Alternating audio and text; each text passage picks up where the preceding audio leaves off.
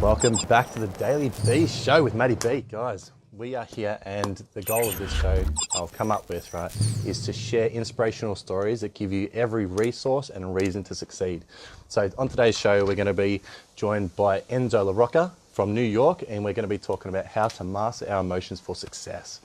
Okay, so a couple of things about our special guest, Enzo. He's had over 17 years in the protection services, protecting government officials, entertainers, A-list celebrities. Hey, Kylie. Hey, Amy. Hey, guys.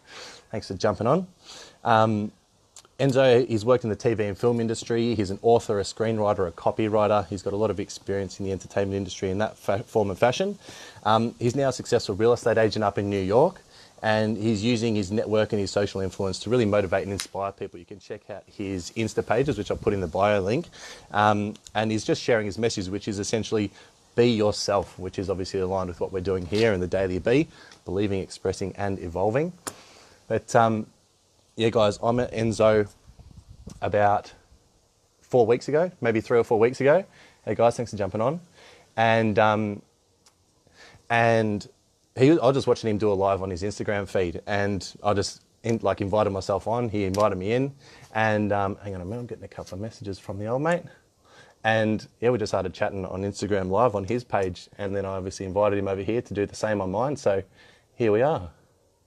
But first of all, let's get Enzo up and running, and because he's got an epic story as well. And this guy, I didn't actually realise how much he'd been doing with himself. And once I sort of done a bit of digging and some online stalking of Enzo, he's blown me away. He's done so much stuff. He's got so much experience, and he really does come from the heart. And he's obviously a real estate agent, like I said, in New York, and he's doing a lot of good things in that space, teaching people how to really create wealth and grow wealth in that field, in the real estate field.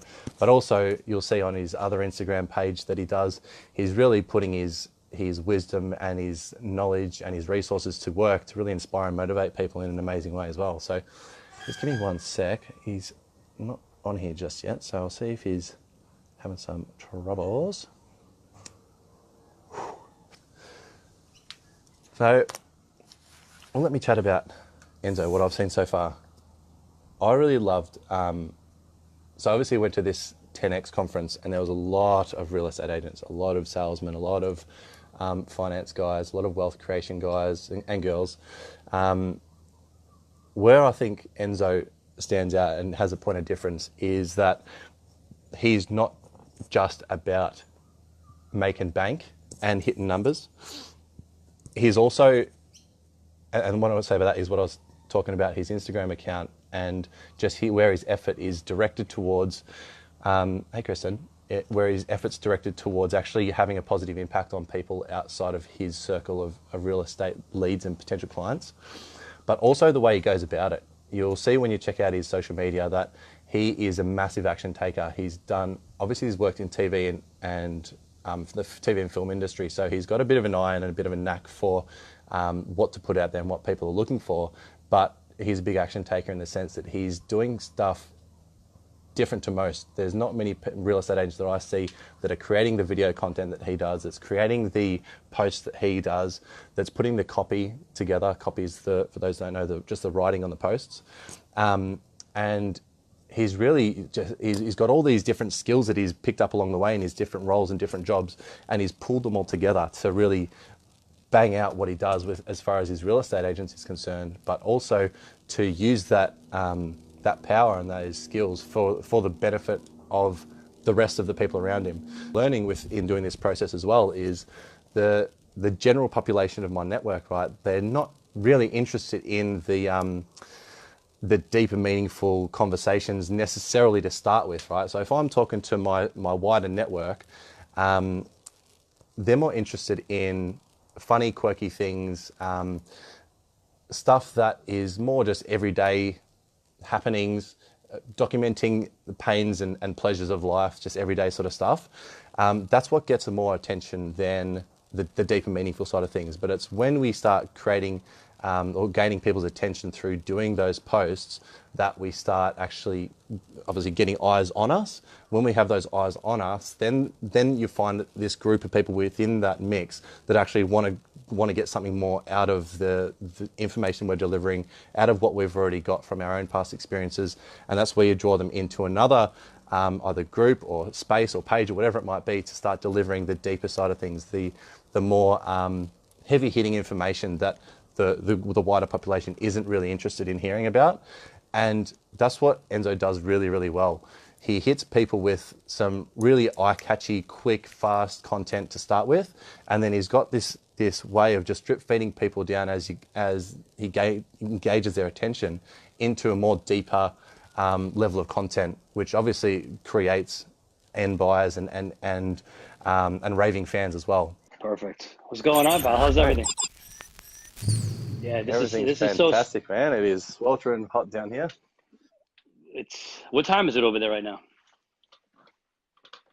It's 11 o'clock in the morning, almost 11:30, give or take. Wow, that is unbelievable. And you just flew in from, you were in Florida, right? Yeah, it's in Florida. Got back Monday. Yeah, back on Monday. So how do you basically catch slept all of yesterday? So since that's almost like an entire day, what's it, 12 hours later, how do you catch up? That's a massive jet lag. Yeah, it is. It's a Well, massive jet lag. I slept about 16 hours when I got back, so that was the start of it. And then and yesterday my body clock was out, so I basically fell back asleep midday and woke up in the middle of the night last night, and I've just been up since then. So I think we're sort of getting back to normality. But yeah, it was That's good, 3 days because of the day that we skip ahead on the way back. So it was a 3-day journey basically. Wow. On the way back. Wow. So What did you actually do out there in Florida?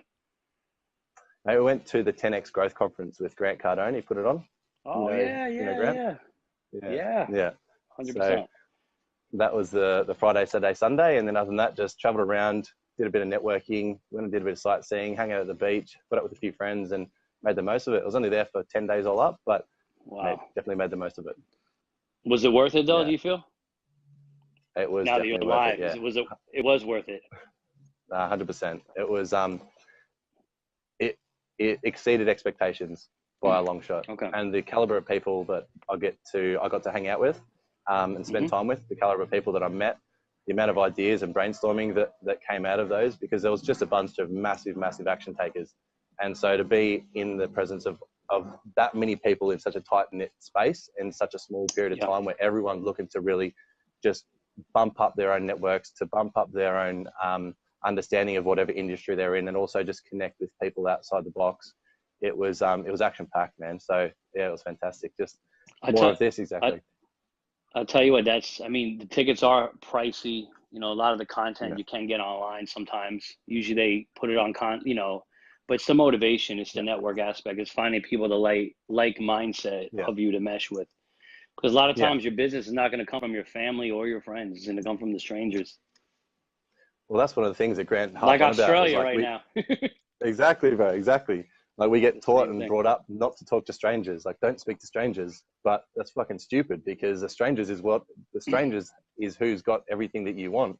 If your friends and your family had everything that you wanted, you'd have it already. So you need to talk to strangers. Yeah. It should just teach you just to be a little smarter with filtering it out and defending yourself. That's about it. But I think strangers have the idea, and not only that, but they're also not as judgmental. So you get a lot done faster with a different mind that hasn't grown up in the same culture as you, per se.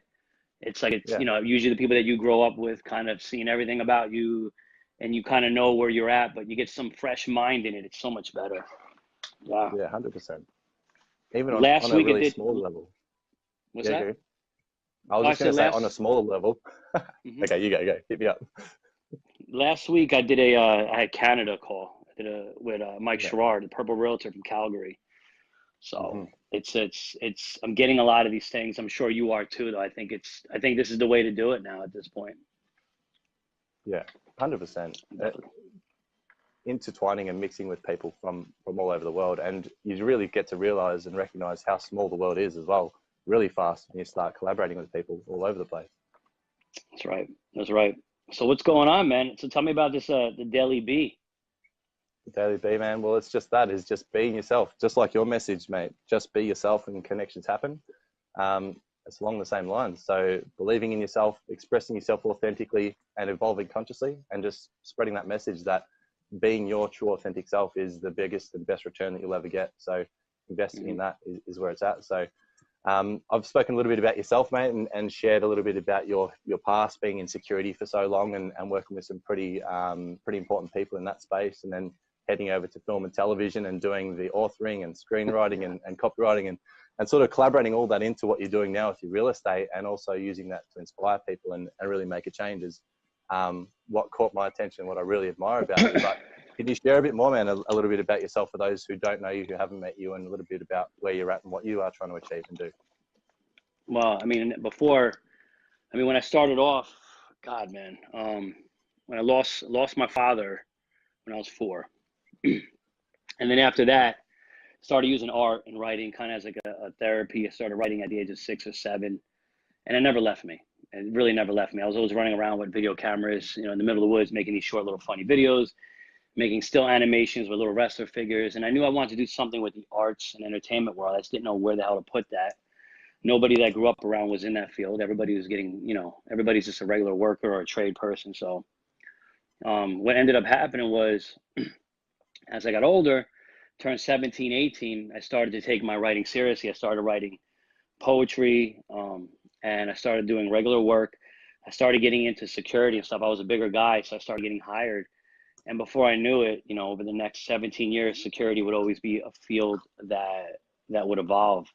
It would evolve everything from being a bouncer in a club to doing loss prevention for retail stores, to working on the Super Bowl field, to being a police officer until the cert expired, then to becoming an armed security guy and a concealed carry guy.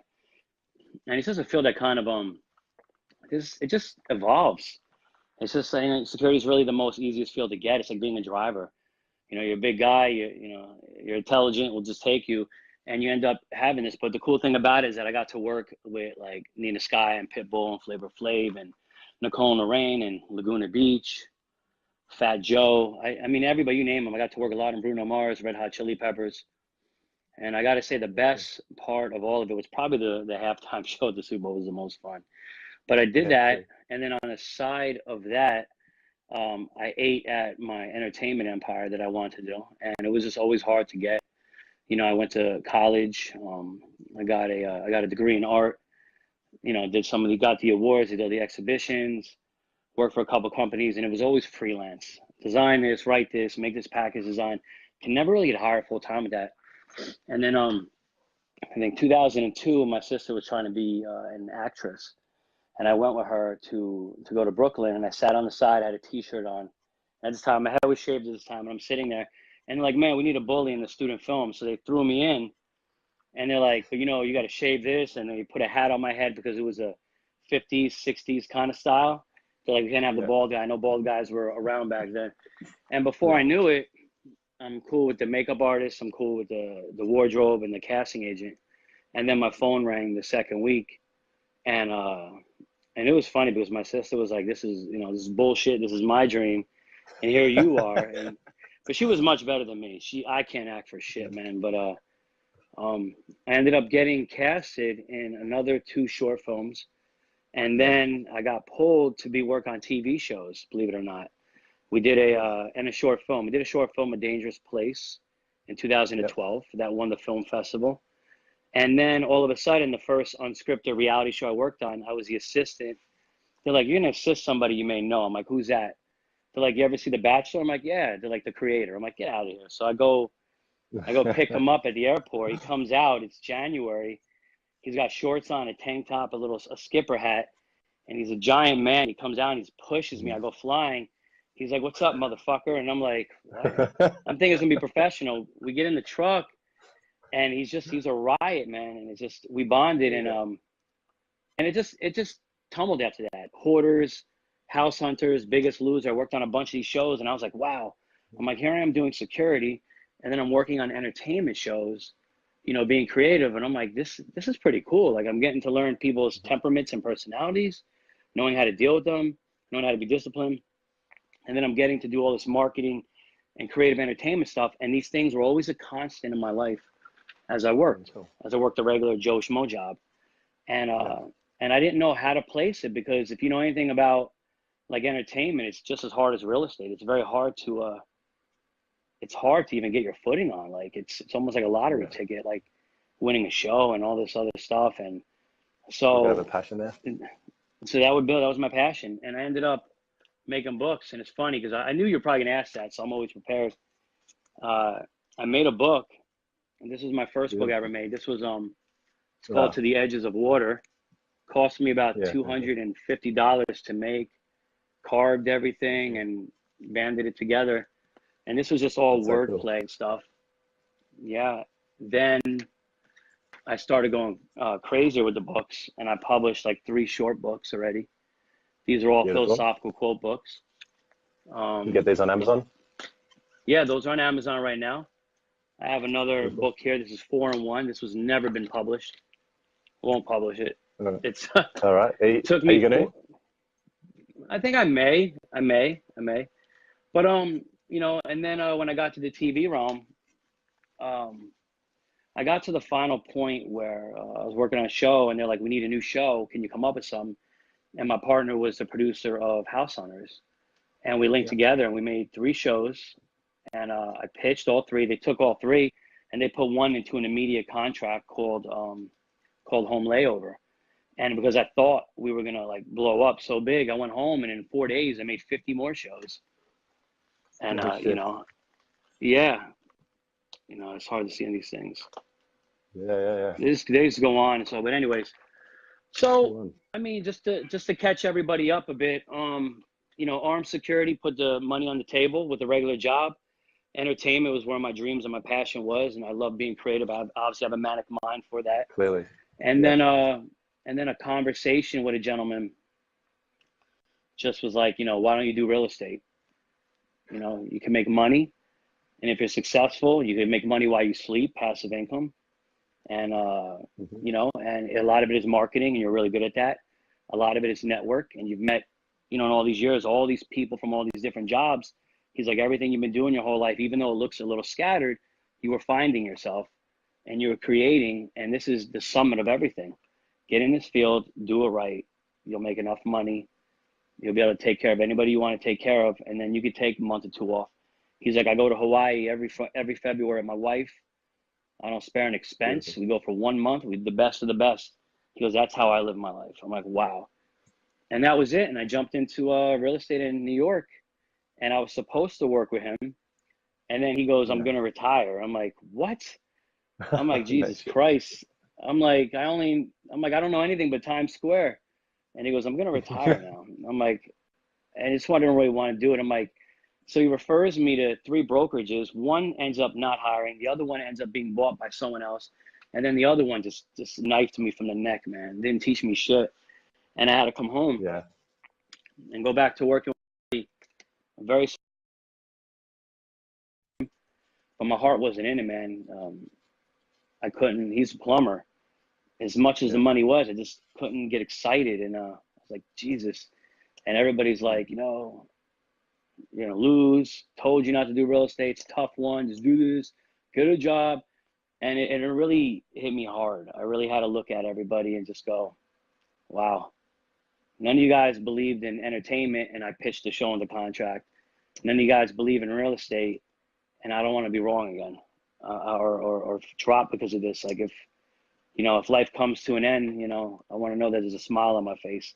I want the morgue guy to have to stitch a frown because I'm going to be so happy from not quitting at anything. So I ended up going to another brokerage and then shifted again, you know, and it was just trial and error in New York. New York is 37,000 agents in Little Manhattan.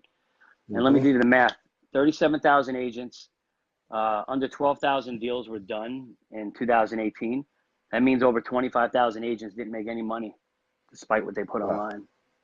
So I did the smartest thing that I think I could have ever done. I said, you know, here you are, you know, you're almost at the bottom and you're taking a lot of hits, but you built up good influence and a good network and you're creative, do something. So I walked out of the last brokerage, you know, after I was like, this is not for me. They turned off my leads. I turned the phone sideways and I just was like, "What's up, guys? Enzo LaRocca here, New York real estate agent, 60-second tips." Because Instagram only gives me 60 seconds, and boom. Yeah. And then from that point on, now I have a new series. I have a pull no punches series. I have a deal of the week.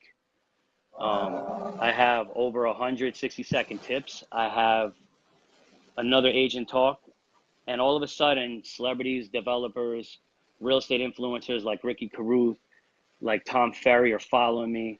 You know, it's working a little bit with some people on Gary Vaynerchuk's, you know, camp. All of this, Nick Hogan is following me the other night, and all this stuff is happening. People are tuning in. I go on my stories and it's over 100, 200 people, which is not a lot for big influencers out there, but all this is happening.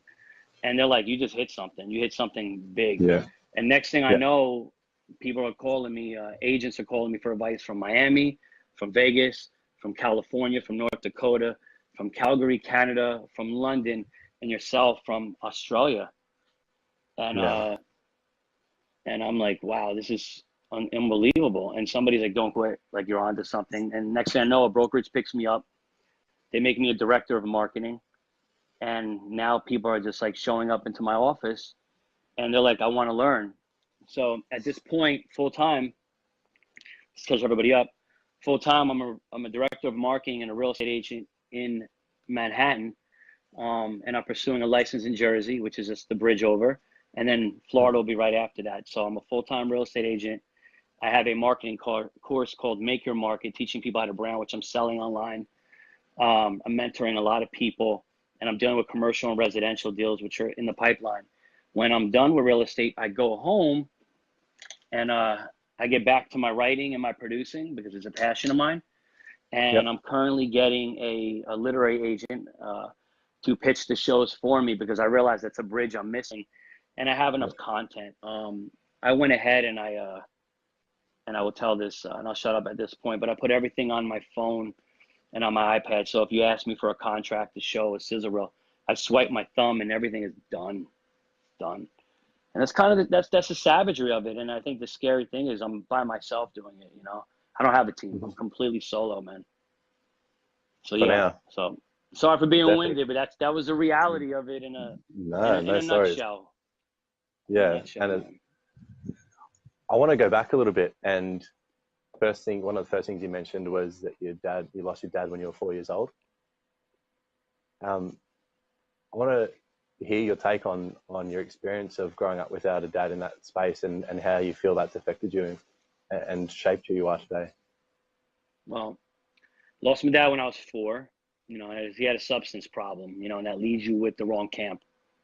Wrong people, you know, people are not in a clear mind when they deal with you and what have you. But one day he called and just can't come home anymore. Sorry, love you, be a man of the house, be a princess to my sister, you're a good woman to my mom, you know, the whole details. And then he's vanished, completely vanished off the face of the earth, vanished without a trace, not even investigated, just vanished. And we had to, and I couldn't understand why my family and people just would accept that. I felt like being a cop later on in life, I was like, no way. I'm like, there's going to be a massive investigation. I'm going after everything. Like as I got older and I understood how things work, I was like, why was there not more done then? And so I ended up meeting Nancy Grace a year ago, and she is still considering doing a story on my father. She's a big criminal investigator. I met her at a show and she was like, I'll take it. I want to do it. So we'll see what happens with that. But how did that affect me? Well, I think that as you get older in life and you grow and you do different things, you get to, you get around different people, you choose different careers and things of that nature. I think your life becomes, your priorities change, they shift all the time. And usually the way that something hurt you changes the way that it hurts you as you get older. It affects you differently. Like you go from going, where's daddy, to going, Dad, I'm tired of being, a fatherless kid, to God, man, now I need a business partner, to now, damn, is somebody here just to talk to? Like the need of him always changes, and it will continue to change in my life. I think what ended up happening was it was the only time in my life that I never had the answers to why something happened. And I said from that point, I'm going to know everything I can. everything I can. I can't really move the camera around, but I went and I read like all the religious books, astrology books. I started reading everything and doing everything because I said intelligence is going to be my weapon in life. And I think if you know anything, if the way the brain works is habits in the brain, routines, behaviors are constructed, you know, they're neural patterns. So like an addict constantly has a pattern. Like once you see something, you can't unsee it. Once you learn something, you addict something, you can't unsee it. And the only thing you can do is cope with it by creating another pattern on top of that, right? And like say, take a drug addict or an alcoholic, right? They do better in life. They go to rehab, they construct their life, they have things going on. If they lose that job, they lose that wife, they lose that family, where do they end up usually? Like the same. That the neural connection is, they broke that down, they go back to the one that is still there. It never goes away. So I think, you know, the loss of my dad made me want to learn everything, and it's been a pattern I continue to build on. It's why my brain's fast, I talk fast, and it's and that's how it affected me. It made me want to learn more about life and use art and creating as therapy, and it led me into real estate, because real estate is where I can really care about people.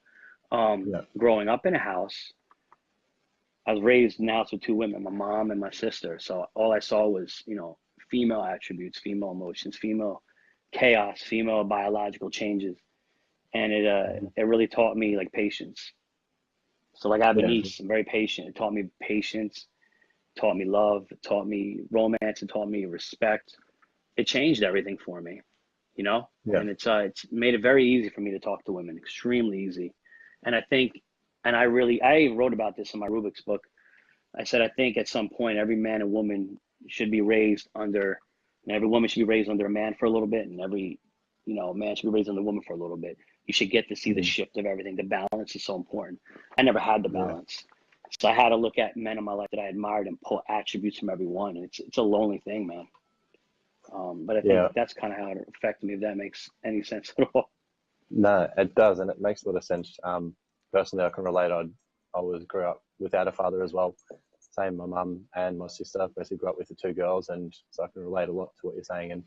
And finding role models of men to try to pull attributes from and to adopt and to adapt, but really having that feminine nature as an upbringing has, where I used to think missing the masculinity, there was a void there. Actually now I can see what such a blessing it was having that overly feminine upbringing as well, to be able to connect with women on a whole nother level, but then also still be able to relate to the lads. Now, I want to touch on your beast mode in everything you do, because, and actually before, I guess leading into that, because the way that growing up without your father, you decided to channel that into your intelligence.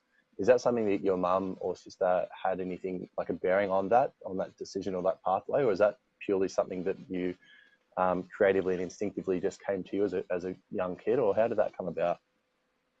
On how the beast, like how becoming like that became?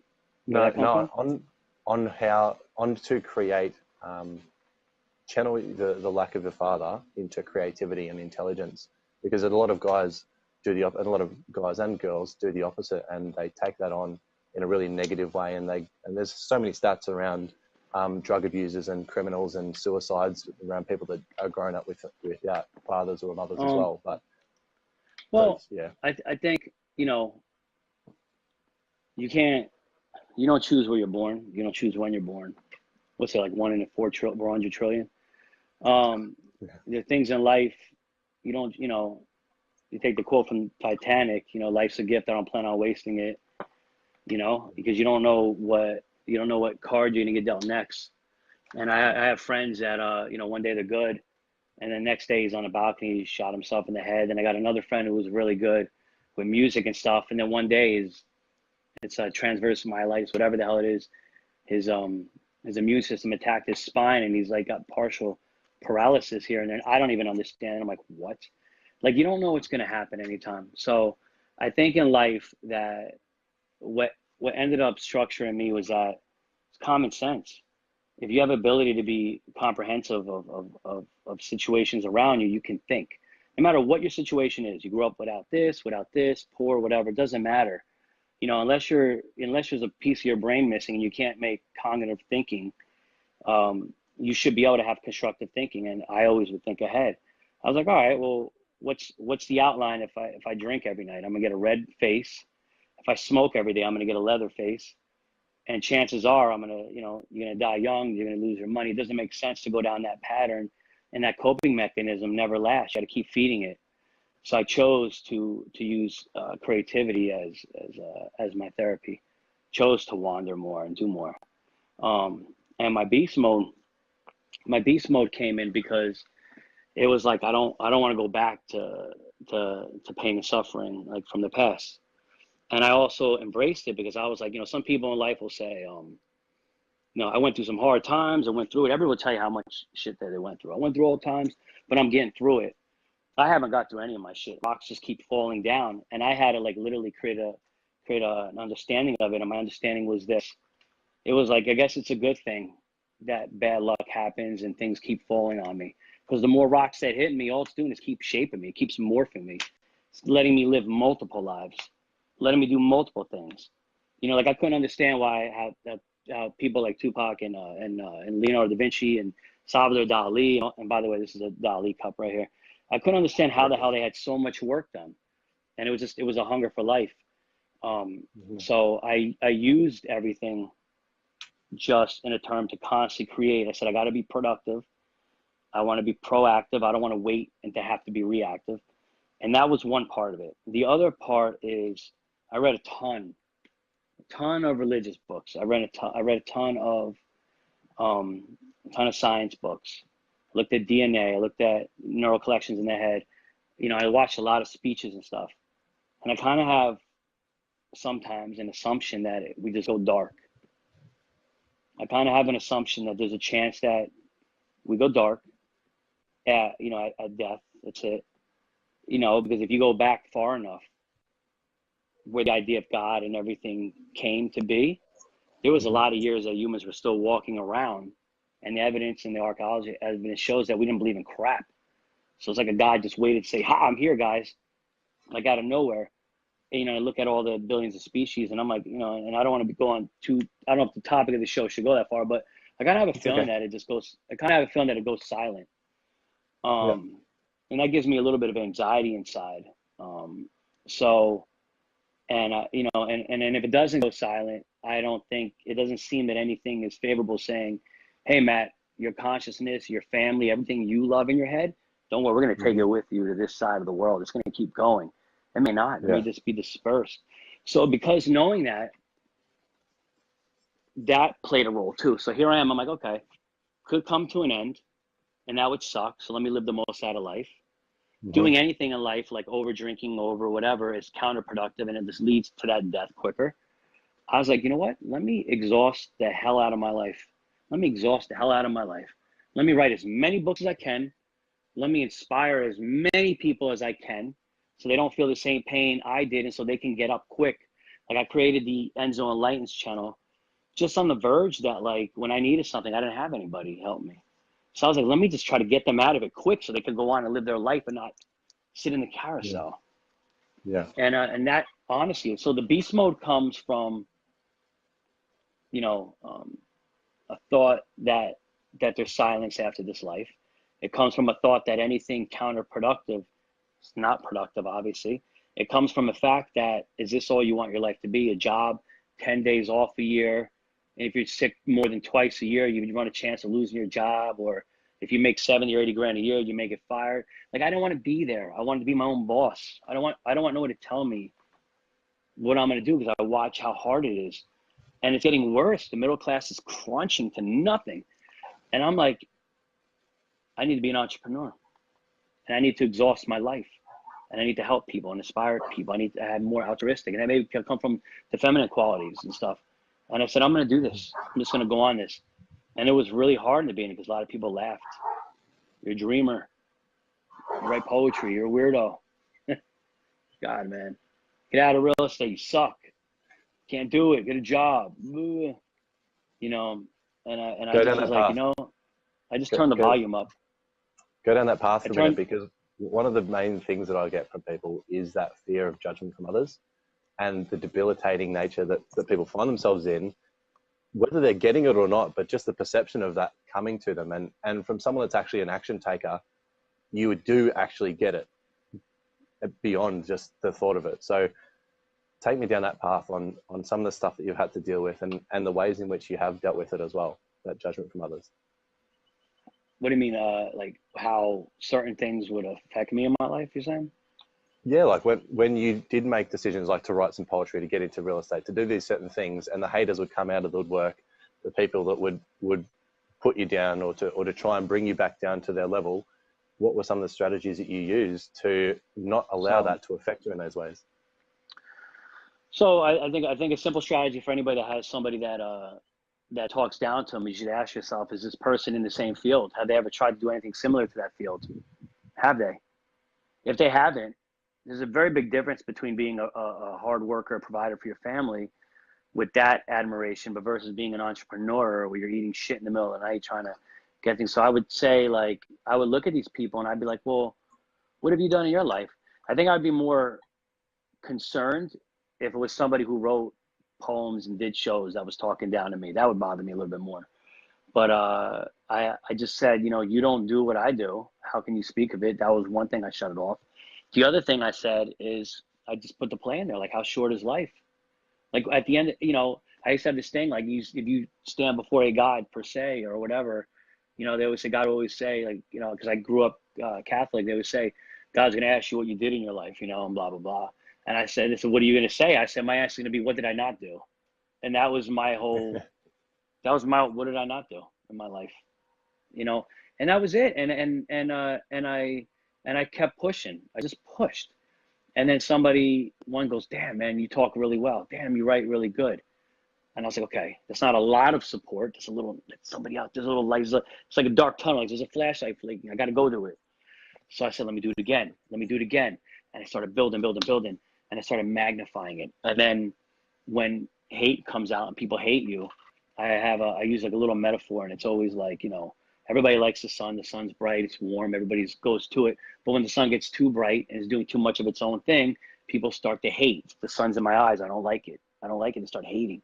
So how does the sun get rid of shade and haters? It gets brighter until it evaporates them and they're gone. And I felt like, just turn this fucking volume up, turn this light up. Yes. And that's how I get through it. Turn up the fucking heat. But what is hate? It's like, what is anger? Anger is just, you know how you cure people's anger? You just tell them they're right and it goes away. Yeah. That's all anger is wanting to be told you're right. Kill them with kindness. That's it. And that's the end of it. You're never going to favor anybody, Yeah. And I keep it that way. So yeah, you turn it up on people. That's how I do it. Yeah. I love it. That's it. So you got Salvador Dali. One of the questions that have come through is if you can recommend some books for people to read. What are some of the top books that have inspired you, influenced you, made an impact on you? Well, right now in the world of social media, I would recommend anybody to read all of Gary Vaynerchuk's books, every single one of them, strictly because it's about taking action and believing yourself over the social media platform, which is the biggest platform. I'd advise anybody to read The Alchemist by Paulo Coelho, because the simple aspect of that is really just keep looking into yourself. The answers are with you all along. They've always been there. I tell anybody to read 48 Laws of Power. It will humble the hell out, because I think it will completely humble the hell out of you. And in a sense, to make you realize, like, it's not always about your emotions are what get you in trouble. 48 Laws of Power is very big on controlling those things. Emotions are destructive in the business world. There's room for passion, but not for emotions in the business world. So I tell them to read 48 Laws of Power. For certain, I tell anybody to go read Ernest Becker's Denial of Death. That was in '74. Go read that. Go read his whole, he does a terror management theory is his thing. Like, we play the hero complex. We want to be heroes because subconsciously we think we're going to die. But I go read that, because that kind of starts putting the world into perspective for you about what we really are. And I think, as he quotes in his book, you know, or these big teeth that just ground food into a pulp and shoot the waste out. It was just a devastating thing, right? And it puts reality in it, because I think to be successful in life, you got to really understand the urgency of action, because life is short. You have to understand that people are going to hate when they're not doing. You have to be humble, because you can't just be a true leader is a listener. A true teacher is always a student. So that's where the alchemist, that's where all that stuff comes into play. So I would definitely advise on those types of things. Real world stuff, like don't go to the store and go get an Us Weekly. Don't go look at gossip news. I mean, I don't watch television. I don't watch television, and I'll tell you why. In 2005, I had a very short stint in a nursing home, and I was a occupational and physical rehab therapist. Like, what did I not do in my life, right? And and I had to turn on the oxygen and clean wounds. And I noticed something. While everybody's there helping people get well, I'm looking at the families that would never stay. They would go, "Hey, mom, pop, we got to go. We got to get out of here." The kids, and they blame it on whatever, and they leave the old people drooling with crippled legs, like leaning, looking out a window. And I'm like, wow, they just sit here all day long and wait for a woman to push in a cart, shove 12 to 14 pills down their throat, wipe them with a sponge bath. It smells like funk, and their TV station is not even working. And this is it. And what they would give, to have the next 30 years to have their legs and run. They're going to watch TV, And I remember there was an old guy who was 90-something years old, Lyman, his name was, black guy, skinny black guy, nice guy. And he goes, "Hey, young man," he goes, "you don't want to be here. You don't want to be, don't waste your life sitting at home, TV, don't waste your life." He goes, "Get the hell out as much as you can. One day you're going to be here." And I was like, "Bling." I said, "I'm out." And that was it. So How old were you when you were doing that? What's that? How old were you when you were doing that? Oh God, that was 2005. So what the hell does that make me? 20, 25 maybe, 26. I don't even fucking know. Yeah, something like that. Yeah. I kind of soul searched in life, man. I tasted it and it was because things just didn't work out. Like it's like 100 resumes didn't work. Referrals didn't work. Like it's you find the right girl at a young age and she stays with you when you're bickering and arguing. She just stays with you. You marry her. Works. You apply for a job, they take you and they're like, "Yeah, you're the one." You stay with it. It's a good structure unless you have some reason to leave. My things just didn't line up. I had to go through multiple things. And I kind of feel like, wow, it's funny. It's like, I often think fate is like predetermined. I often think that the obstacles that are put in our life are predetermined, because if everything has rules, the way genetics and stuff have combinations and rules and forces work, why wouldn't chances of fate have rules to them as well? So I almost feel like, wow, like I just have to continue. I have to be ready to react to everything. Fuck. Yeah. Let me try to do the best I can, but let me react. I think they even did that test on the brain, right? With the two push buttons and the sensors. And it said that before the thought went off, like it said, "Oh, the clock's gonna go when it hits 12. I'm giving you two push buttons. Push the right one, right when you think it's about to hit 12." And as he goes to push it, they found out there was another part of the brain that knew that was coming already before he even thought of it. So it's almost like, how good is your free will? Everything is kind of like doing its own thing. So I don't stress that much anymore when things suck. I just kind of go with it, man. I just kind of go with it. It is what it is. You're becoming something greater than what you think. How can you hate that? Yeah, man. So I think it was Joe Dispenza talks about creating or designing a future path, but then letting go of it and just letting the here and the now be what it is and be reactive to the present moment. Is that sort of more like the way you approach life now, is just living in the moment, not too much focus on necessarily the how to, obviously at least a rough idea of it, but more just living instinctively in the moment? That's a tough question, man. I think it was a quote from the Dalai Lama that said, mankind baffles him. It became a meme on the internet. It said mankind baffles him because, he sacrifices his health to make money. Then he has to sacrifice all his money to restore his health.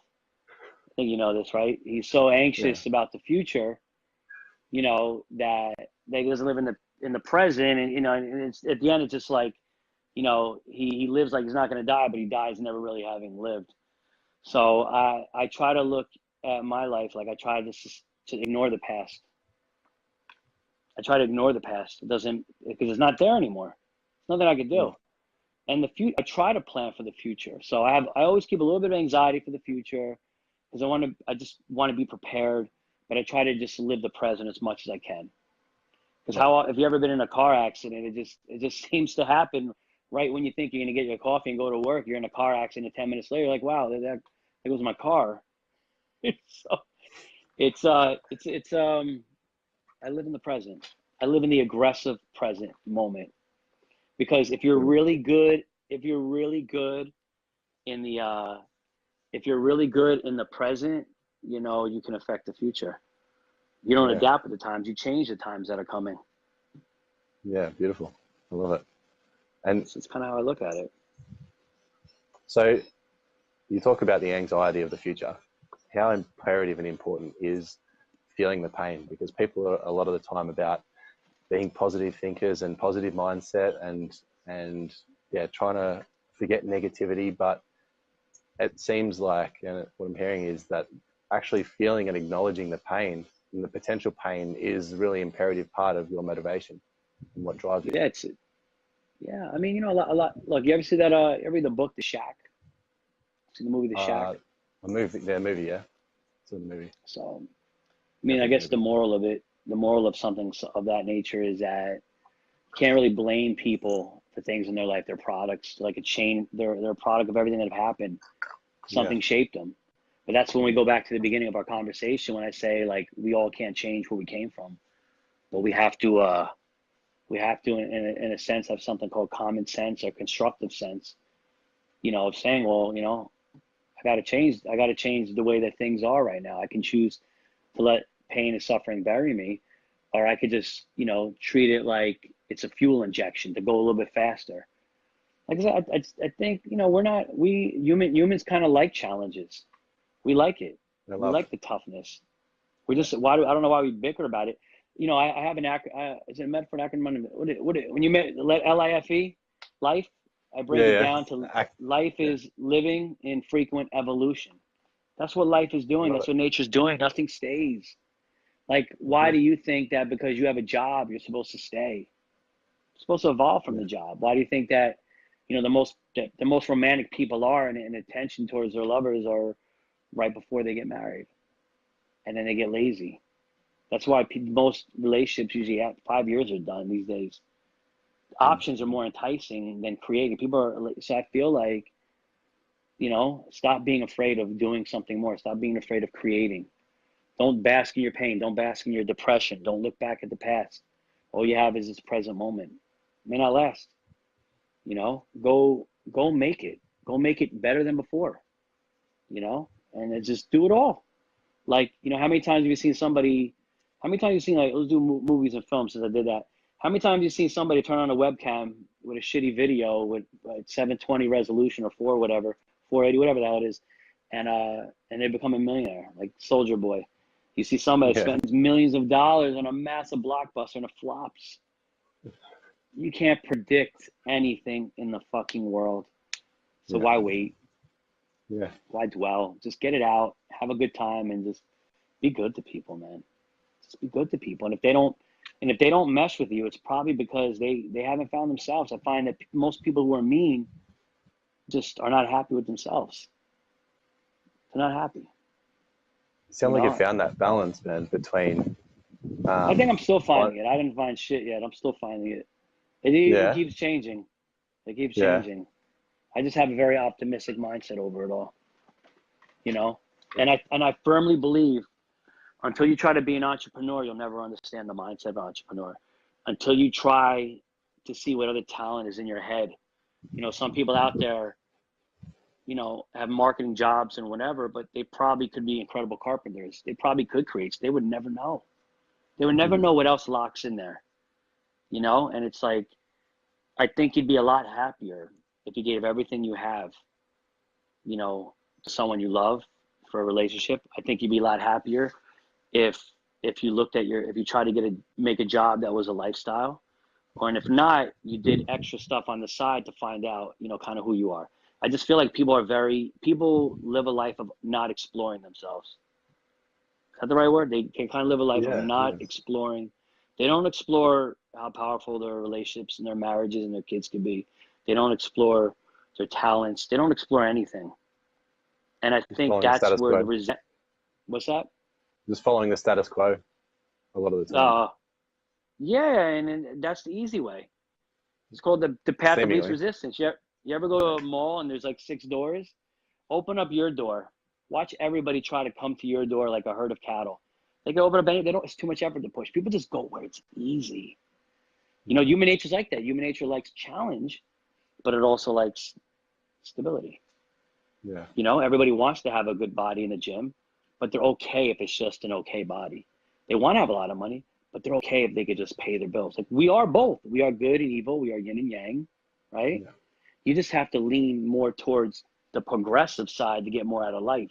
And that takes effort no matter what you're doing, no matter what you're Comfort, the doing. killer of dreams. It does. It does. Why the hell would you not exhaust the hell out of your life or anything? You could probably save so many things. You know how many marriages probably could have been saved if people were honest with who they really were? You know how many people, probably could have started businesses if they just fucking gave it a shot. Like Eric Thomas always says that, like you're digging, trying to get to the other side of the wall, and people usually quit when they're about 2 inches away. Yeah. True. So I'm a firm So do believer in living the hell out of life. you have some tactical tips for people to begin that journey of self-discovery and actually figuring out what their passions are and what really drives them? Yeah. Write down literally. Tell somebody around you, say, hey man, do you mind watching me for like a week? Not telling me you're watching me. Writing shit down, or yourself, you write it down. Because the only way you're gonna really know is a track record. The cool thing about social media, it's actually a track record. You can see how much regurgitated bullshit we keep posting. Wow, damn, I already used this quote 10 times. Fuck. You don't realize it. So I think the first step is being accountable of yourself. The difference between a hustler's DNA and a regular person's DNA, like the reason why a motivational speaker and influencer's words and topics don't work is because it's not your DNA. You're not made like that. You're not disciplined to sleep and to go after things and to delegate responsibility and to push a little farther. You're not made that way. The reason why this person is successful in the gym and you're not is because you're not made that way. So it starts with the core, it starts with the mind. So what you have to do is you have to like literally write down what your life has been so you can see what your behavioral pattern is, what you are, the way you think, the way you're eating food always regulates mood. The kind of people you hang out with, what do they do with their lives? Like really, accountability is a massive thing. And then you go a little farther. Then you look at yourself, in the mirror and you go, all right, well, what's wrong with me? All right, I'm a little emotional. I tend to get mad when this happens. I tend to be impatient. I tend to have ADD when this happens. Like your biology, you have biological factors in your head that play roles. Like there's people out there that we are different. We don't have the same IQs. We're not equal. We're not equal in intelligence. We're not equal in emotional balance. We're not equal in the ways that we respond to things. We're not equal in genetics. We're not. That's okay. Self-accountability. What's my path of life been like, my behavioral pattern? What am I like biologically? Who am I like a person? Am I likely to be defensive when someone criticizes me? Like, who are we? Get to that part. Once you get to that part, now you know. Now you just pulled the skin off there. You're just bones. You're real now, right? Now you're real. Now, once you have that, you can't be hurt anymore. You can't be hurt anymore. You can't be hurt by yourself, by your ignorance. You can't be hurt by anybody else. So what you have to do at that point is now you have to restructure. Okay. Well, what do I need to put in my life? Well, maybe I need to change my diet a little bit, my food regulation. Maybe I need to spend more time with this person that seemed to push me. Maybe instead of going this way to work, I'll go left instead of right because right takes me past an addiction thing or whatever. Like you start to restructure everything and it takes time. It takes time. You have to build on top of what you are and out from where you are. Yeah. You have to build on top of what you are, and you have to build out from where you are, because who you are is always going to be there. Yeah. That stuff falls apart, you're going to go back to resort. You got to, that's living a frequent evolution. Gotta constantly keep shifting it. So I tell anybody out there right now that wants to make changes in their life, like, stop talking about it, because you'll exude energy and think you did it in your head. You'll trick yourself. Write down what That's you're a doing. full-on thing. Yeah. Yeah. How many times, like, oh, I'm going to do this, I'm going to do this, I'm going to do this. I'm a victim of it. I'm going to do this, I'm going to do this. And you're like, dopamine hits go off in your head. You're so happy, and then you don't do shit. Yeah. You don't do a goddamn thing. So anybody out there watching right now and you want to change something in your life, you can. It's going to take work. It's going to take work and timing, and you got to be ready. You got to be proactive. Write down what you've been. Have somebody watch you to tell you what the hell you've been. Get it out of the way, right? Then go a little farther. Find out what your biology is. What are you like? Emotions are everything. Who the hell are you really? You know, break it down, because you don't know. People that are that are more depressed should be taking, should probably get, medical advice, because you got to combat that before you can evolve from that. Like, know what you are. My mother's a terrible person with criticism. You can't even make a joke. You make a joke and it's like you're fucking with me. You're fucking with me. What? You fucking with me? And then and all this shit comes out. I'm like, oh my God, it was just a joke. She has a while to figure that out. So, and that's my advice to anybody out there, is to keep a track record of what you've been doing in your life so you're aware of it. Break down your biology so you can start to change it. Start building reconstructive patterns around you, behavioral patterns, which are everything from your diet, nutrition, your fitness, your friends, your social groups. The places you work are massive too. And it's going to take time. And then once you're there, now you'll know. You'll have a stronger bridge to leave the fucking island, You'll have the boat. And then you go on from there again. But like, that's what I always say. Like, I watch a lot of motivational speakers, and I'm like, they're just missing it. They're not talking about psychology. They're not talking about biology. All they're doing is telling people, write down the top 5 things, the top 3 things. You got to do it, time block. That's not enough. That's not enough. Yeah. Yeah. Some of my friends, that are trying to be entrepreneurs, cannot stay up all night like me. They can't, because their biology is diet, whatever. It makes them, they fall asleep. You gotta, like, you can get close to changing. You know what I mean? Does that make sense? Yeah. Like, you don't have the same, you don't have the You need same to work your mindset strengths. Yeah. You gotta work your strengths, and you gotta structure your weaknesses so they don't just go all over the place. Yeah. Like, Radical your weaknesses, treat self-assessment, them, self-awareness. self-assessment. Yeah. That's why, that's why you see things like, you'll see neurologists like Sam Harris, clinical psychologists like Jordan Peterson. There's a rise. There's a rise in psychology. There's a hunger. These are videos that used to sit online. They would sit online all the time and get no views. Now they're getting millions and millions of views. Why? Yeah. Because people are starting to come to life, and they're just like, man, maybe things ain't changing, because psychology, biology, this is a big problem. That's where it begins. And you asked where my beast mode came from, being aware of that. And that's a hard thing to do, man. It's a hard thing to do. Look in the mirror and call yourself, call yourself what you are.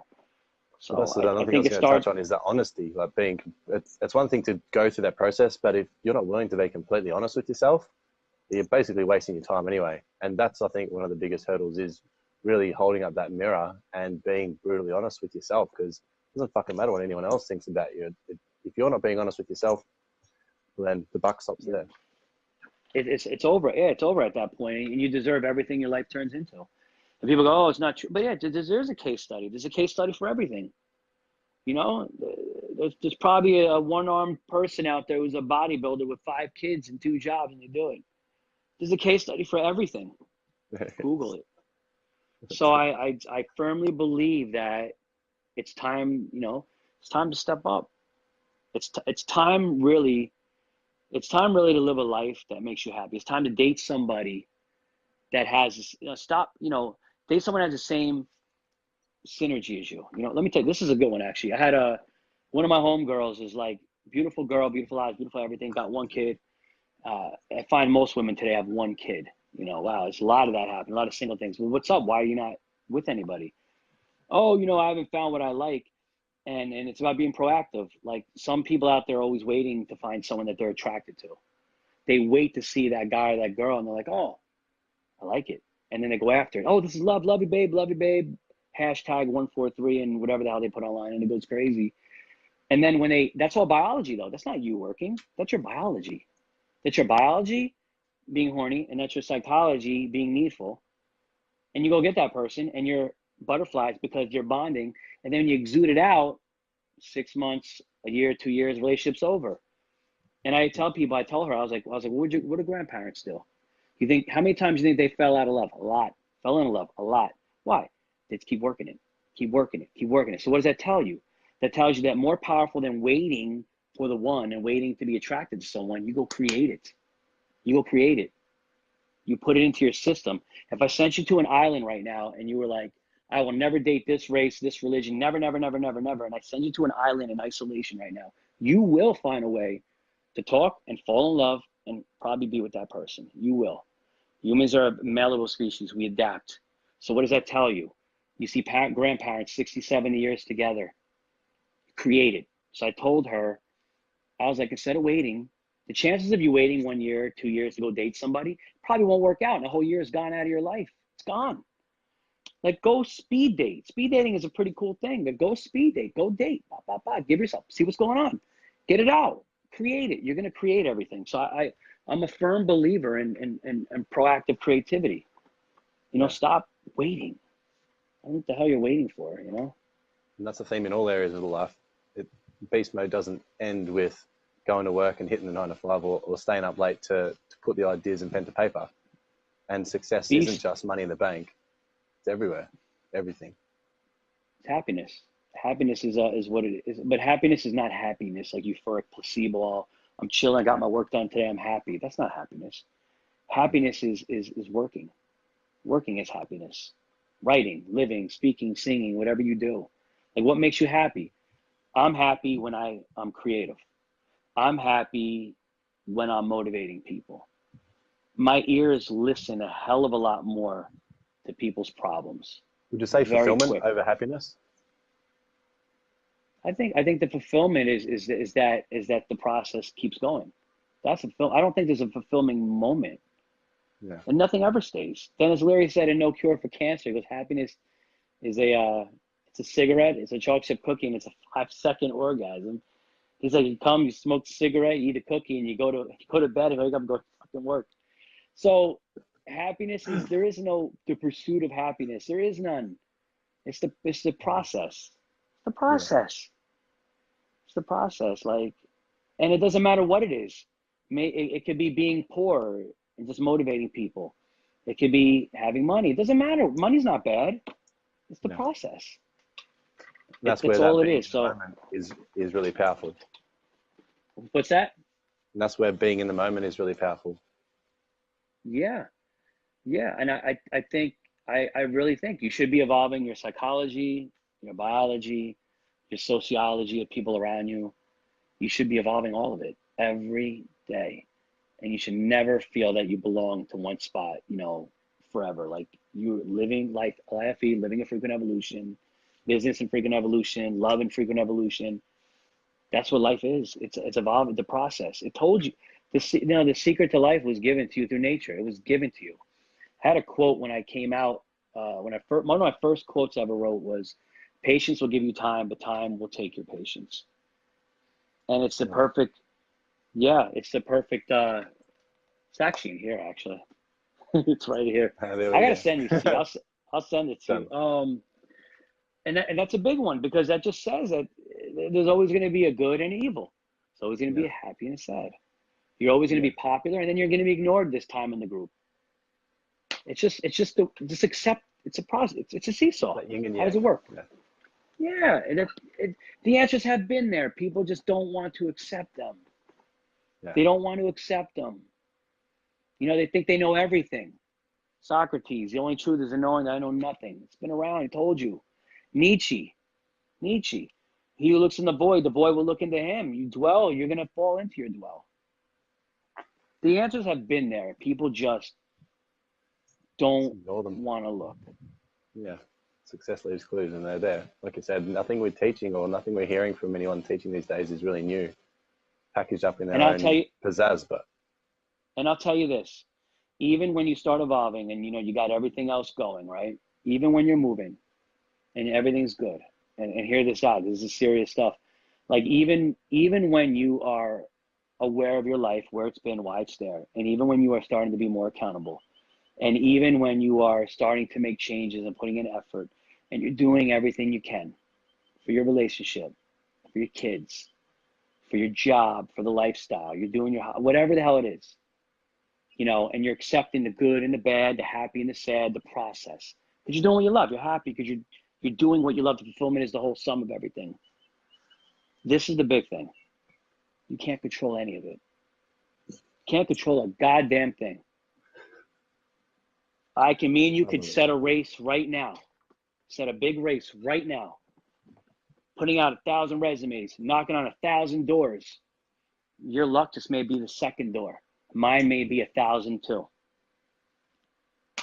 Me and you could set out being the healthiest people in the world. We both hit 60. You get a little cholesterol change. Boom, my blood has a terminally ill disease out of nowhere. Yeah. So accept the yin and the yang, live for the process, and just know you don't have control of shit. Just be the best you could be when the dealer's throwing out the cards. You don't know what they're going to happen. And just because you didn't get a career and a job at 20 or 30 or 40 or 50, who the fuck cares? Who cares? Does anybody really? We walk around every day, right? I live in Edison, New Jersey. 10 minutes away is the first street in the entire world that was ever lit by electricity. Thomas Alva Edison had the Wizard of Menlo Park. Coincidentally, it's called Menlo Park Mall too, but it's there. That is the reason that so many things in the world we have, because of minds like that. Does anybody really sit and cry that he's dead, that Shakespeare's dead, that the Wright brothers who taught us to fly are dead? You think people are going to care about Michael Jordan? No. So no matter how much money you make, no matter how many trophies, no matter what the fuck you do in your life, nobody gives a fuck. It's for you. Nobody's going to care. You don't have money, you don't have a house, you live in an apartment, no one cares. The coolest people, if you travel a lot, the coolest people in the world are the people that stay in the hostels. The people that are like Matthew McConaughey. They got millions of dollars and they walk around in their underwear like, hey, I'm happy, let's play the guitar. It's but I mean, like, that's what it is. Like, stop comparing yourself. A lot of people, I think the hardest thing in the world to find once you got it all together and you're living it, and you know that you can't control most of the stuff that may happen. Like, your timing is in the hands of the universe. Whenever it wants to happen, it's going to happen. I may not become a good real estate agent until another 10 years. This may be that way for me. It may be that way for me. That's why you hear, Ray Kroc did McDonald's in his late 50s, and all these people. You don't know. But even when all of that stuff is going on, you have to just essentially just be thankful that you are alive. You have to be very grateful that you are alive. And you know who it matters to? You and maybe 2 or 3 people. Brains cannot multitask a bunch of people. It's ridiculous. The problem is our yin and yang is we're addicted to stimulation. We overstimulate ourselves and numb the hell out of ourselves. I guarantee you, if you focus on something, it works. Focus on something that works. Self-awareness, massive part of everything in the world. It starts with your psychology, your biology, your awareness of your surrounding, the restructuring of your pain to being productive, the understanding that happiness is not a place. It's a process that is ugly and beautiful and hot and cold and dark and light. And knowing that even when you line everything up to be the best thing in the world, opportunities are by the invisible card dealer. They happen at any time. He could deal you a death blow, a disease blow, a lottery ticket win. That's it. And once you understand that, I think you are almost close to being immortally untouchable. And that's it. And you have to be okay with that. You have to be okay with that. You have to be okay that that's what life is about. And I think most people don't get it. Like if I hear you talk about something, I'll go grab my dictionary, my thesaurus, and I'll read it. I'm like, well, where was that? Like like I'm watching government stuff, like left wing, right wing. I'm like, what the hell's a left wing? I go look. I want to know where everything's coming from before I have an opinion. Yeah. And it took. I wasn't that way. I was not that way. It took a while. Extreme Like curiosity. people say, I'll give you this. Creative people out there. People want to be fast with their brain. I'll tell you how you do it. Pick three or four unrelated things. Unrelated things. Pick 4 topics to write about. Put out 4 sheets of paper. Give yourself 5 minutes and write as much as you can about each topic and hop back and forth. See how much you do in 5 minutes. Because what's going to happen is you're going to start building the neural connections in your brain that know how to shut off focus, speed. That's it. Yeah. It's stuff like that, man. It's stuff like that. And I'm far from where I'm supposed to be. I don't know what the hell's happening. I'm just kind of like, I'm just going. You're with exactly all this where shit you is need to weird. I hope so, man. And that's kind of where it is, man. I'm hoping that that I'm finally successful in real estate with enough passive income that I don't even need a lot of money, man. I never had a lot of money, so I don't really need a lot of money. I'm hoping that I could, be at a good place where I can earn my time off. I can go spend a month in Australia, go chase the Portuguese man of war. I could go to the beach and figure out where Leonardo DiCaprio found that water. I want to just go around, like, just do what I want to do. So that's the kind of success I want. Free, being free to all those who wander are not lost, as they say. I just want to do that, Yeah. And I think that's get everything you can out of life, because look this way, Neil Tyson deGrasse said, I think it was on Larry King. He said, he says, I don't recollect consciousness before I was born. I don't remember anything when I was born, right? There's a chance I won't have it when I'm dead. You look at people that get brain injuries through life. They get beat in the head a few times. They start losing memories and things like that. You could be, I'm not going against anybody who's religious out there at all, but we just be realistic for a second. We could be a product of biology. And when biology is over, you're over. Stop wasting time. Stop wasting time. Go. Fucking turn that son of a bitch up and go hard, man. And if your life is happy living in Oklahoma with a wife and you have a cow and a couple chickens and you mow the lawn on Sunday and that's all you care about, good. If it's you have to be on a yacht popping bottles with people that don't really love you, go ahead. Like whatever it is, just make sure you're doing it. But and accept the consequences that come with that. You'll miss this, you'll take this, but you'll miss this. It's part of life. You'll date a bunch of women, but you'll miss the depth of having one woman. So you hurt people, there's a consequence for that. You're good to people, there's a consequence for that. But try to be more conscientious about things and not so agreeable. Agreeable people get stepped on a lot. Try to be conscientious because your time is valuable. Like Eric Thomas said, it's not a redeemable balance, your time. Can't get it back. No, that's it. You're talking some pretty deep concepts about just being detached and letting go. And so many people try and hold on like leeches to needing to know what's going on, needing to know what's coming up next, needing to be right, be perfect. And you just got this air of detachment to all those things, and that just real sense of gratitude for what's happening in the moment, because really it's all we got. I think it's pretty full on, and it's really cool to hear someone speak on it in the way that you are as well, because a lot of the time it can get lost in sort of spiritual or religious waffle, and that's where I've been hearing a lot of it from. But to hear it in such a tangible way from someone that's just really living it as well, and it's really awesome. It's really great to hear. And I mean, there's nothing wrong with that. I mean, all of that could be real in some way. Yeah. We don't know anything. We don't know anything. I'm hearing the same thing. I'm hearing the same teachings from yourself and from them. It's the way in which that you are articulating it and delivering it is easily digestible and practical as well, which I think is really, really profound. I appreciate that, man. Yeah, this is I think this whole interview, I was like, man, I'm like, I don't think I've ever actually been screened and interviewed, unless it's been court. Like, why'd you do that? So this is definitely, I'd say this is probably my first like long interview ever.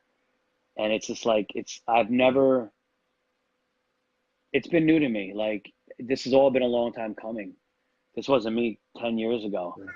Yeah. I just said I'm turning up the volume, and it's been a weird, and it's a lonely road, man. But it's gratifying though.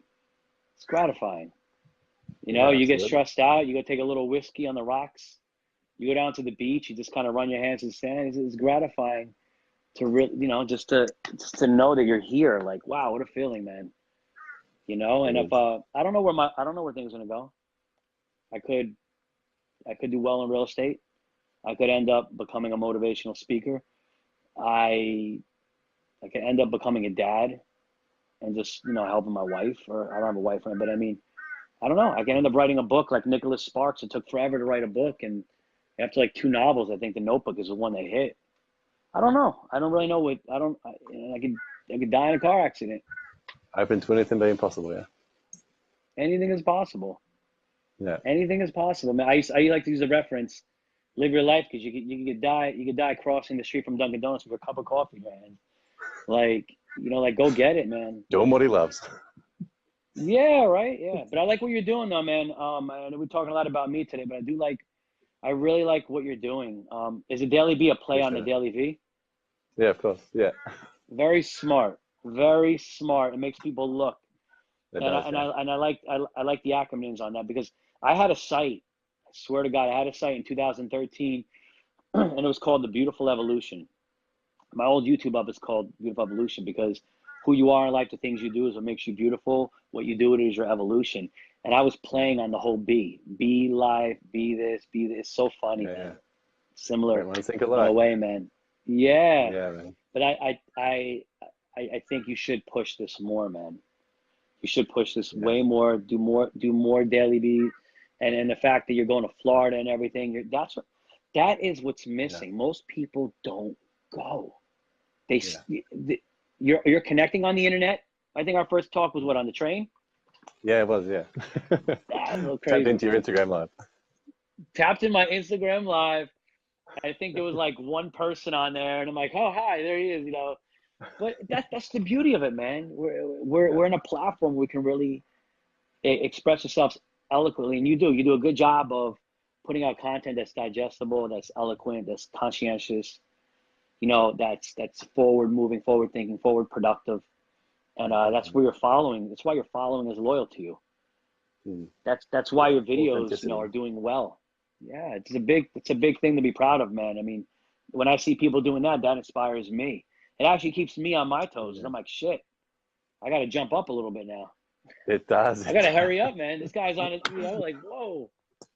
I A don't lot have of the anything people that that have sounds been like the. following, they're doing the exact thing, and they're taking me, they're showing me the ropes now, and I'm seeing all the guys that started following me do their stuff, and it holds me accountable and gets me off my ass to keep pushing forwards and pump them out, which is it's And fantastic. It is that accountability. you know what the cool part is though, is that the difference between motivational people, motivational speakers, is honestly is the likability of their tone of voice and their delivery. A lot of them have this zig zig. They all say the same message, but it's just like, wow, how many, all the love songs out there, you know, any great songs out that came from great bands. A lot of songs, it's the same stuff over and over again, but it just hit the timing. Like we are all helping each other. Oh yeah. We are all a part of a story. Every Yeah. person, every That's it. philosopher, every music artist, every motivational speaker, every painter, every person that bakes pie, every makeup artist, every teacher. Nobody is better than anybody. Nobody. We are all a part of a story. And even if you think somebody's a waste of life, they probably are helpful in some way that you can even see coming. But it's what you 100%. do with it every day. Consistency is the key. Yeah, man. Consistency Absolutely. is yeah, that's the closest thing, you know, to being original. A lot of people won't do it, man. So you say you're in New Jersey? That we said you're living at the moment? I live in Jersey. I work in New York. Jersey. Um, Yeah. yeah, it's about 50 minutes away is my drive every there and back. You know, 50 minutes there, 50 minutes back. I do want to end up in the tropical islands. So I do want to end up like in Florida or something. I want to be more by nature. I have this reoccurring dream, which I just can't even financially manifest, obviously. But it's I open up my balcony door and my backyard is the ocean. I'm like, yeah, this is awesome, I you love know. it. And Beautiful. it's me, my wife, maybe a kid, a dog, a jet ski, and I just have silk pants. I don't have any clothes. It's got rid of everything. Just I so have a book in my hand with a pencil. I don't want nothing. Are the I bills love being it. paid, hun? Oh, good. Like, the bills are being paid. I'm good. Spend whatever you want. Like, that's it. Just put the whiskey on the rocks, man. Because Matt's You coming know, over at lunchtime. yeah, Matt, he's coming over. Yeah, I mean, and that's like the mindset, man, that breeds happiness, you know. And it's different for everybody, but I think you could find more enjoyment out of your life every day if you're just honest with yourself. Oh, Just fuck yeah. honest. You Yeah. have to be, and people won't. You know, it's just the way it is. Look, I've got stuff I have to do again in New York. I got people I have to address. It never ends, man. It never ends. Of course. But I think that's the way to it, you know. Yeah, man. Yeah, that's kind of what it So comes down to, brother. I'm gonna be over there towards the middle of the year, putting on some live events. You Okay. gonna join me on stage or what? Wow. Yeah. Yeah. Wow. That'd be a first. There go the nerves right there. Yeah, dude. Oh man. I know. I have to come on like Enzo and Lightens though. I, I posed that as a question. It was a statement, brother. You're gonna be there. When are you coming? When is this? They figure it out May, or June, July, August. okay, Mage. I'll be there, man. I'll come on stage. Give me, nice little mic, and I'll be ready to roll, man. I got to send this to you. I have I created a business expo. I haven't launched it yet. It's all for finance. It's teaching people how to be more financially conscious, and I like to include you in it too, if you don't mind. I could kind of send Definitely. you that stuff. Yeah, of Yeah, and then course. we could probably start it off That'd be great. small and just see what happens with it. I got a little logo and everything. It's Okay. never been done before. It's never been done before. Beautiful. I'm up for a All first. right, dude. Let me know. Keep in touch. Let me know what's going on. And So this video, dude, I'm actually gonna save it. I'll do yeah, like a of course. crazy intro, man. Yeah, wicked. Uh, That sounds awesome. I love it. Yeah, yeah, I Let the got it, guys know dude. where they can find you online. I've tagged you in the post already. And also, can you, when we jump off, can you put links to your books in the comments as well for people? Because there've been a few people wanting to get in touch and get a few of your books Yeah, as well. yeah, yeah. What people can do is you can find me online for the real estate stuff on Instagram. It's probably the easiest. Everybody's on Instagram, right? At I am Enzo LaRocca, IAMENZO LAROCCA. You can find more of my philosophical side of my life at Enzo Enlightens, which is another Instagram page. And in those Instagrams, in the biography, I'm using a link called Linktree. It says Linktree on it. Click it. It will open up. You know what that is, Matt. You're doing very well. The Linktree on there. And in that Linktree is my books, is my YouTube. Everything you need is in that one link. So you don't got to go crazy. Go to I am Enzo LaRocca. Go to Enzo Enlightens. Click on the Linktree, and everything is there. You get my books. And you can push call. I pick up my phone. I left my phone number there. You can DM me, even if you're in Beautiful. Australia. So, it's a different time. And I'm down, man. I'm always down to help people, man, in any way I possibly can. I love it. That's a statement. Yeah.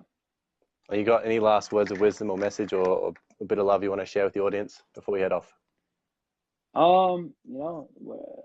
all in the same story, no matter what it was. Everybody out there is suffering from something, I'm sure.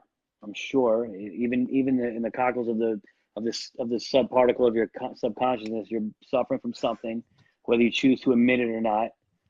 Rip the veil off of it. You don't got to rip it off in front of everybody, but just find your accountability so you can build on above it and out from it. You need to do it. It's not going to go away. It's always going to be there. It's always going to be there. Just the way you were made. You are who you are because of the shit that happened to you. And if the shit didn't happen to you, you wouldn't be. There's nothing you can do. You can never erase the past. You can never erase it. But you can build above it and from it. So just start being more self-accountable and reconstruct your life and go forward. And just know that even when everything's right, you're still not the car dealer. of life opportunities I love that. that comes whenever it wants to come. Yeah, just Awesome. enjoy the process. Such a cliche used word, right? Used so often. Gratitude process, but really enjoy it. Really enjoy it. You know, like I'm Cliches are saying, cliches for reasons. yeah. But you know, I'll leave everybody with one good quote. I'll leave everybody with one Okay. good quote. Wisdom is always free. It's always going to be free, and that's because mankind cannot buy the discipline to follow it. And those are facts. Boom. But it's the truth. It is the It is, truth. And man. if you can figure that out, you'll be good. Yeah, you'd be better than me if you could figure that out. Even I wrestle with that one.